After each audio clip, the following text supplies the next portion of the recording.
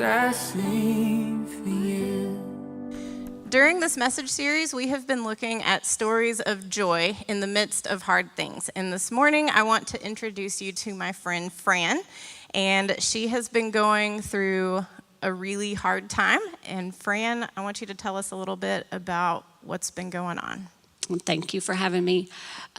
Yes, in January this year, I was diagnosed with pancreatic stage 4 cancer. It had spread to my liver and lungs when we found out about it. I was in the emergency room when the doctor came in, and my family had left to go have dinner, and so I was alone when the doctor gave me the news.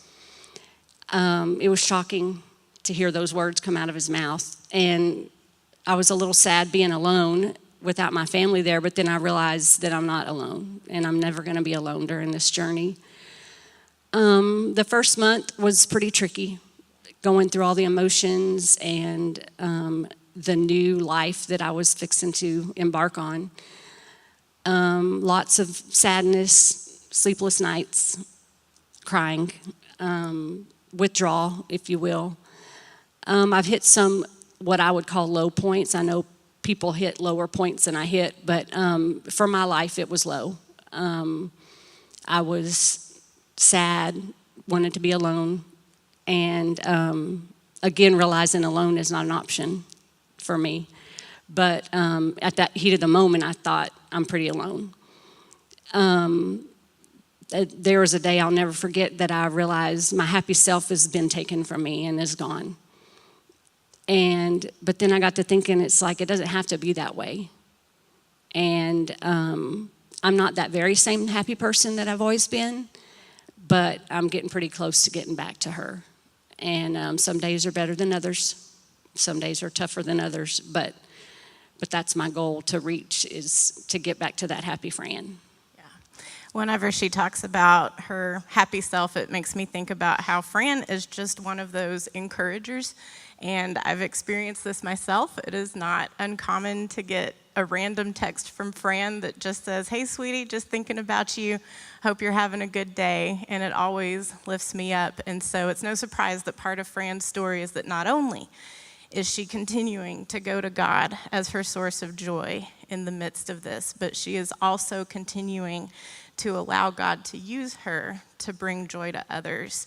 And so, Fran, tell us about some of those opportunities you've had. Well, one thing that not a lot of people know about me is I've always wanted to be a motivational speaker. And that was just always my goal when I grew up, that I wanted to do. Well, then when I got the cancer news, I thought, well, great, there goes that dream out the door. There's no way I could do this. Well, little things started approaching me, like my doctor asking me to talk to this particular patient, or someone on Facebook reaching out to me about a situation they're in and how I've encouraged them with my stories. And a girlfriend of mine said, but look, you are being a motivational speaker. Your platform may look different. The way it's delivered is different, but you are being that motivational speaker. And so when I get to meet people at chemo or in the hospital or on the street, and my story somehow changes their life or lifts them up or helps open a door for them that had been closed for so long, it just reaffirms to me that I'm right where God needs me to be. Yes, with cancer, but again, He's in me, and He has given me that joy that is so deep inside of me that not even cancer is going to get rid of it. Now, happiness and joy are different.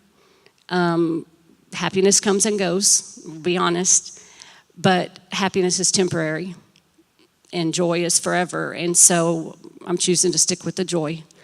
And of course, I'll take the happiness when it comes, and as it comes, I celebrate it. But it's not every day. And there's still days that are sad for me, or I have my pity parties, and I've been given permission to stay for a little bit, but I can't stay very long. Pity parties have to be short and quick, so I don't miss out on the good opportunities that I get each day. I don't want to waste my good days. Well, thank you so much for sharing your story with us, Fran. I love what she has to say about the difference between joy and happiness, and how joy is what comes from God. And the way she described it to me earlier is that joy is so deeply packed inside her that she knows it's not going anywhere. And that is why we can go to God to find that joy no matter what we're facing. And our encouragement to you today is that we would all continue to go to God for our source of joy. So thanks again for sharing your story, Fran. Thank you for having me.